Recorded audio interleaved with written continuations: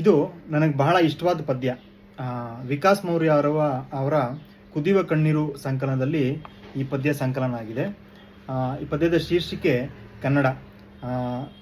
ಇದು ಬರೆದು ಬಹಳ ಒಂದು 2-3 ವರ್ಷ ಆಗಿರ್ಬೋದು. ಅವರು ಕನ್ನಡ ರಾಜ್ಯೋತ್ಸವ ದಿವಸ ನಾವು ಅಥವಾ ಬೇರೆ ಇನ್ಯಾವುದೇ ಸನ್ನಿವೇಶದಲ್ಲೂ ನಾವು ಈ ಪದ್ಯನ ನಾವು ಶೇರ್ ಮಾಡಿದಾಗೆಲ್ಲ ಬಹಳಷ್ಟು ಜನ ಓದಿ ಅದಕ್ಕೆ ಮೆಚ್ಚುಗೆ ಸೂಚಿಸುತ್ತಾರೆ.